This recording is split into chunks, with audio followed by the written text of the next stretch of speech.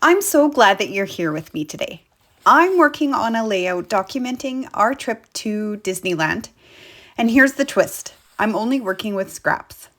This is the Turtley Sweet collection from Stampin Up. And I've got about a sheet and a half of the pattern paper left, plus a pile of scraps, some die cuts, and stickers. I love challenging myself to see how much I can create with one kit. I'm documenting a mix of random Disney shots. You know, the ones that don't fit into like a big story, but you still don't want to leave them out. So I have a selfie of us in front of the castle. And yes, even at the happiest place on earth, the phones make an appearance. Let's call that a little Disney downtime.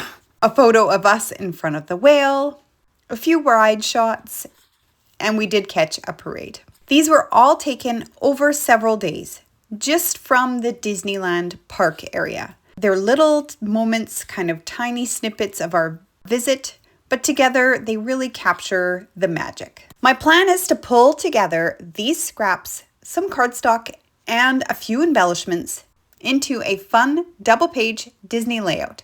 I think this collection is perfect for a Disney theme layout. The colors are amazing. And though it's not your classic Disney look, I think it's going to work great. I don't know about you, but crafting supplies aren't cheap. And I really like knowing I've stretched mine to the max. You know, there's something satisfying about squeezing one more layout out of those scraps. I was inspired by a layout I found in the Creating Keepsakes magazine by Jennifer DeLorenze. I loved how the photos were collaged and how minimal paper was used. None of my photos are portrait orientation, so I won't have, exactly the same size variations or, it won't look exactly like a sketch, but that's okay. This is just my jumping off point. That being said, I am using a few more photos than the sketch. I'm starting with White Willow 12 by 12 cardstock for my base. I tend to start with white.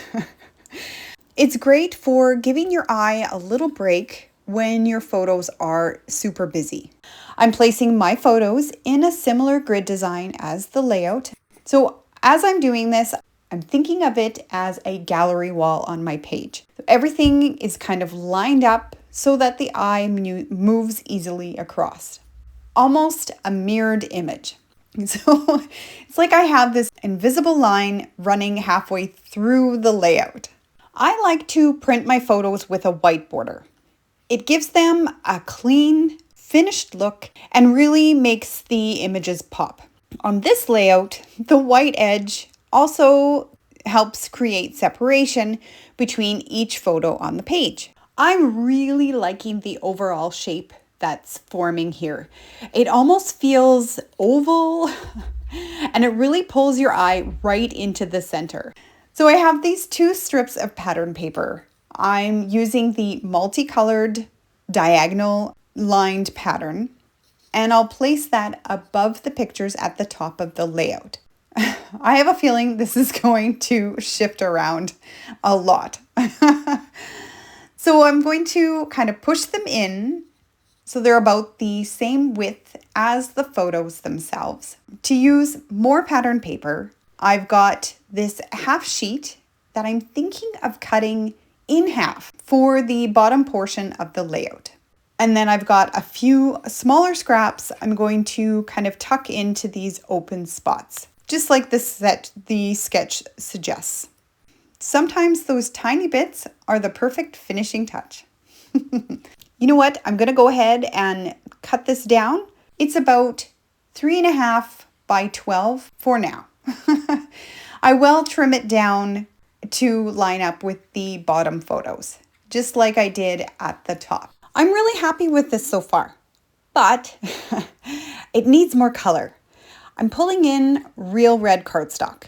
The coordinating color for this collection is Poppy Parade, but I prefer this classic red for a Disney layout. There's already a touch of red in the photos, this car, and of course Mickey's pants, Poppy Parade leans toward an orange red, while the pattern paper looks more like a true red, which makes real red a better match. I'll just tuck that into place, hopefully without shifting everything. I'm adding a frame around the 3 outside edges. This is solid core cardstock, and so if I was using the two-toned, I definitely go for the darker side or that true side. Yeah, I love how that instantly gives the layout that extra pop of color. I'll hop off camera to trim all my papers, and I'm going to gut the middle of the red cardstock. I've lightly tacked everything down, only placing adhesive in the middle and staying away from the edges. Before I did that, I inked the edges of the papers with black to give the layers some definition. Because I'm working with white pattern paper on white cardstock, this step really helps them stand out on the page. While I was off camera, I dug through my Disney themed stash. I was looking for a small print to fill in these open spots. I found a scrap that worked perfectly. I cut it into strips to fit, and this is a great way to sneak in just a little bit more pattern and pull in that extra pop of red. Another off-camera moment. I was flipping through my old Disney album and I noticed how often I used ribbon back then. I'd layer it over transitions between 2 pattern papers, or I'd just run, a strip across for a touch of interest. And that inspired me to pull out this thin black ribbon with silver edging, a retired Stampin Up one, and I'm running that along the bottom of the photos. It'll hide any seams that don't match up perfectly and helps ground that whole row. This is just a small little detail, but I think that bit of texture really does make a difference. So I'll just cut the ribbon to length. Now I don't need it running the full length on the right side since the photo covers part of it. On the left though, I'll be cutting it to run the full length of the photos, plus a little extra for overhang. To attach the ribbon, I find tearaway tape works best. Now I'm using really thin Silicone tape, and I'll run it along the bottom edge of the photos, trying to keep it as straight as possible. Yep, easier said than done. I'm going to run it just past the inner edge of the cardstock base and the pattern paper. This will give me a little extra to tuck under or for mistakes. And then I can always trim off any excess after. Once the tape is in place, I'll remove the backing. I'm going to go all the way and then I'll lay the ribbon on top. The tape is the same height as the ribbon, so you just want to make sure that it's fully covered to avoid any sticky spots showing. I'll tuck the overhang under if I can. Otherwise, I'll just trim it to fit. I really like the shimmer of that silver edging. When I was looking through the last of the stickers and die cuts from this workshop kit, I honestly found nothing that would really work for my theme except for these 2 tabs. I have tried to make them work on past layouts with no luck, so let's see if I can make them work this time. What I did find though in my stash were a few Mickey heads that I had cut from the Cricut. And believe it or not, these are from our last Disney trip, which was 10 years ago to the day before this one. I thought that was pretty funny. When I originally cut these, I used multiple colors of cardstock. Even the shades of black aren't all the same. I did cut some out of navy blue, and those are in multiple shades as well. I'm keeping the embellishments fairly simple, starting with these 3 Mickey heads in different sizes and apparently shades of black. I'm gonna not let this bother me. And I'm placing them on the layout to form a visual triangle. One in the upper right, another in the lower left, and a third in the upper left, sitting above these two photos. Those 3 pops of black keep your eye moving across the layout. Now, if you don't have a Cricut, an easy way to make your own Mickey heads is with 2 different sizes of circle punches. I have a 1 inch and a 1.5. You can use any size, or circle dies of any size. And you want to punch out 2 of the smaller circles and then 1 of the bigger one. And then you just layer them up, placing the smaller circles on each side of the large one. And there you have a very simple Mickey head. For the title, I'm using an older stamp set called Snow Day. It's retired, but the sentiments are fantastic, and Magical Moments feels perfect for a Disney layout. And it really sums up the pictures on this layout. I've got it already set up in my MISTI with a scrap of white cardstock, and I'm stamping it first in real red ink to tie in with the cardstock frame and to give me that 3rd pop of red on the layout. I enjoy finding new ways to use the stamp sets I already own. Technically, this set was designed for winter pages, and I have used this title on several snowy layouts, but when I first bought it, I had Disney photos in mind. So once I have a good impression, I think I'll ink that up one more time for good measure. I want to make sure the transfer is really clear. I'll tidy up the red ink, making sure the stamp is perfectly clean so we're ready for the next step. I'm using a stamp Shammy for this. It lifts the ink off quickly without harming the rubber. Plus, I don't need extra cleaning solutions. I store mine in an extra stamp case and I keep it on my desk at all times. I do get it wet before I start any new layout. That way, it's always ready to go. This is definitely one of my favorite little tools. Now that the stamp is good and clean, and you probably noticed I left everything in place, so let's step up this title with some heat embossing.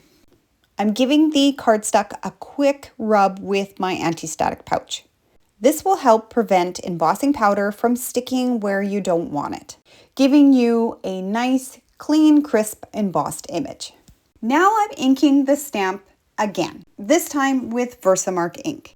Versamark is a clear, sticky ink that the embossing powder clings to. Maybe we'll do that one more time. Okay, now I think I have good coverage. So now I can sprinkle the clear embossing powder, and I'm doing this over a clean coffee filter. This will help catch any stray powder. It keeps my work surface clean and makes it really easy to pour the leftover powder back into the container. Using clear powder keeps the red color while giving it a glossy dimensional finish. When heat embossing, let your tool heat up for a little while first. This will kind of help with paper warping. Another step that I like to do is to keep moving it until the powder melts. I like to hit at it from the top and the bottom of the cardstock. Now you'll see it go from dull to shiny, and that's when you know it's done. I'm not sure if you could see it on camera, but the embossing gives a very subtle shine. Alternatively, I could have used a Wink of Stella pen to trace over each letter for like a glittery finish. And if you don't want to do the extra steps of embossing, but I am really happy with the look. I'm planning to layer the stamped title over the Mickey head. So I'll quickly cut around the words, and I won't make you watch this part. Now, once the title was cut out, I started second guessing myself. So I stamped and embossed another title, this time cutting it into a rectangle with dovetailed ends. Now I have two options, and honestly, I'm liking the second one. It feels, more finished and really makes the title stand out. Using the leftover ink still on my sponge, I'll ink the edges to give it a little bit more definition. And you know what? I love how it turned out. I want this Mickey head kind of tucked behind the photos or the photo in the upper right. If I place it in the right angle, I can use it to cover the transition where the pattern paper strips meet above and below the photo.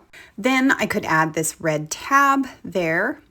I'm not sure if I love that, but I'll leave it there for now. I've had this stamped camera sitting on my desk for quite some time now, and I think it'll be perfect for this layout. I'll place it in the lower left cluster. Along with the camera, there was a sentiment reading "Such a Good Day." That was stamped in black ink on white cardstock in a circle, and I think I'm going to place that here, overlapping this photo, being very careful not to cover too much of my oldest son, Aiden. I also had stamped "Life is Sweet" in Coastal Cabana ink in like a little sentiment strip. And that was sitting on my desk as well.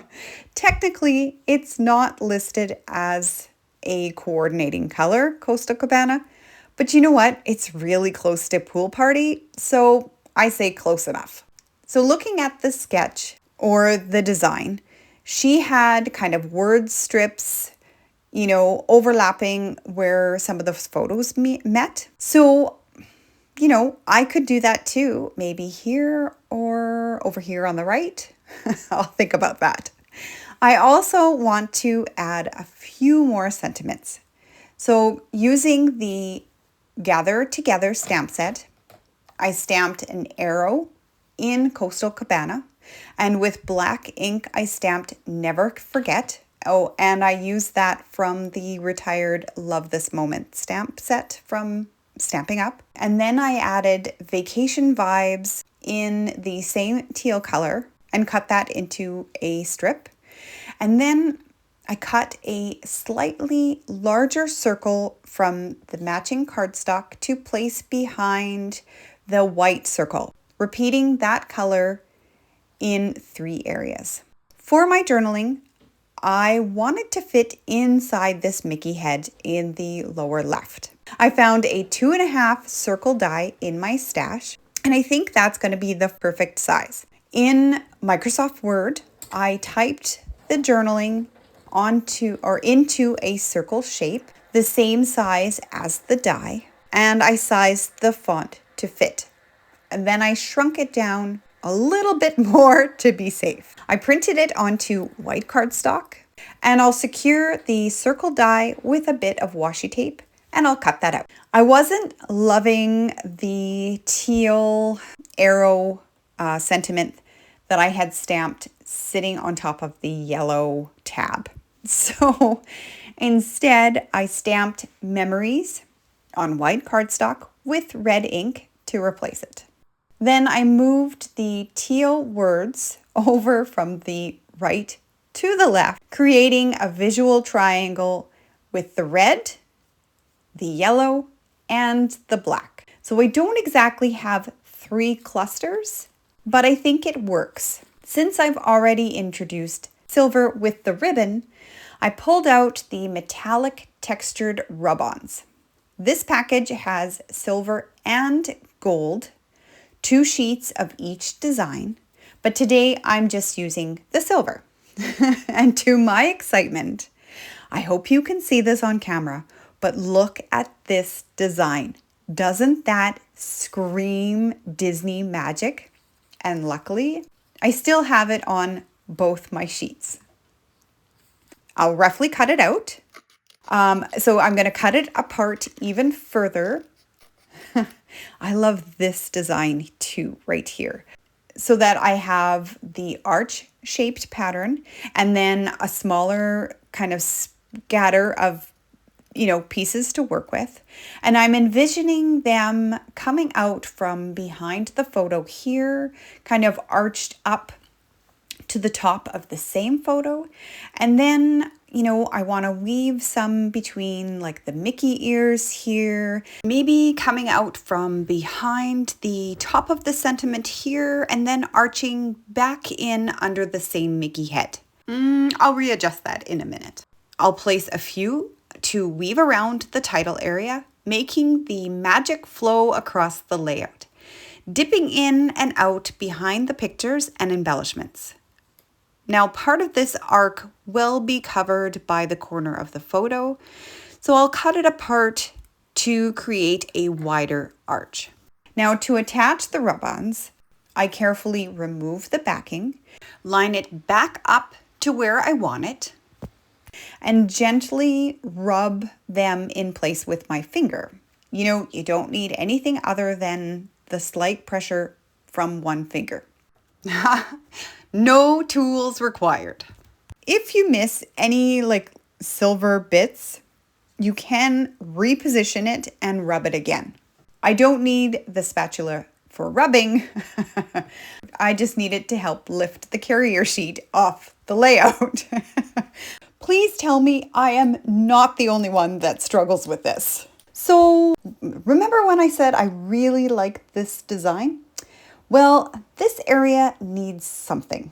If I slide this in behind the pattern paper and above the photo underneath it, I think that's going to work. Yeah, look at that. It fits.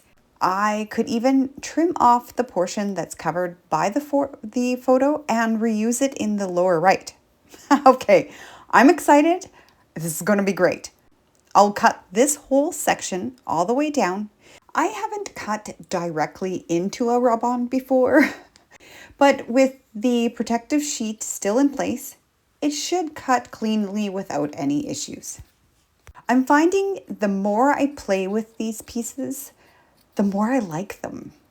Now, the larger piece will fit perfectly right here, and if I cut the smaller one in half, I can tuck it down in the lower right, and the third section can go in the upper right.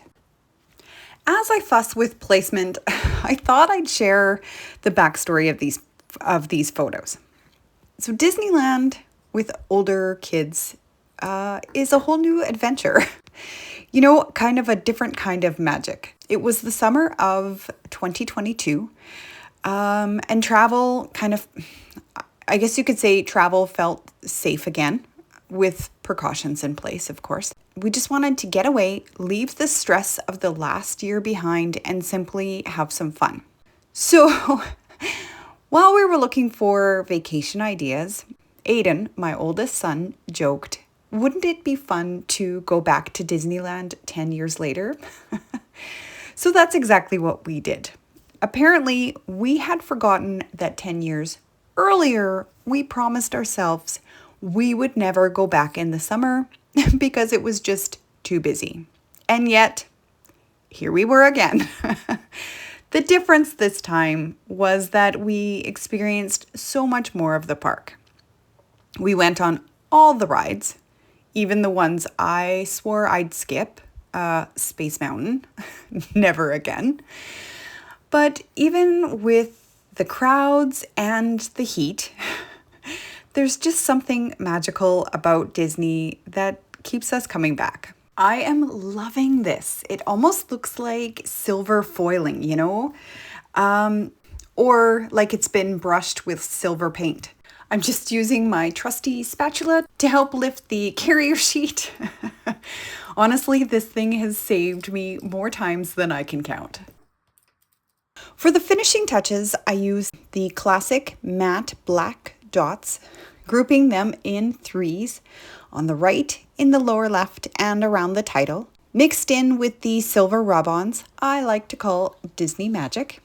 And let's take another look at the sketch I used for inspiration. You can tell it was my jumping off point. My photos are printed smaller, so I could fit more onto the page. I'm not sure if the camera is picking up the shine on the title. I did pop up the title element with dimensionals. I'm really thrilled with how this turned out. I kept the embellishing minimal with very little pattern paper, so the photos really get to shine. For still shots, head over to my Instagram page, and spoiler alert, I did end up removing the red tab. I wasn't loving it, but don't worry, I'll find a way to use it eventually. It feels so good to have more of our Disney vacation documented. I have to say, watching Julie and Janice scrapbook their Disney trip on their channels inspired me to visit my Disney photos. And I'll link their playlist in the description box below if you're interested in more Disney inspiration. If you enjoyed this video or found some ideas to document your Disney trip, or maybe use up some of your scraps, I'd love it if you gave it a thumbs up. This is all I have left from the Turtley Sweet workshop kit. One full sheet, a pile of scraps, a few die cuts, of course the birthday title, some stickers. I'm not sure if I'm going to use the turtle ones, but we'll see. I do love the balloons and the cake. I already have a few photos in mind to finish off the last pieces, so stay tuned for that. I post a new scrapbook process video every week, so be sure to subscribe to my channel. I'd be so happy to have you as part of my crafting community. I'd love to know, what do you think is the best time of year to visit Disneyland? Let me know in the comments. And here's a video I think you'd enjoy watching next. And remember, keep telling your stories one page at a time, and I'll see you there.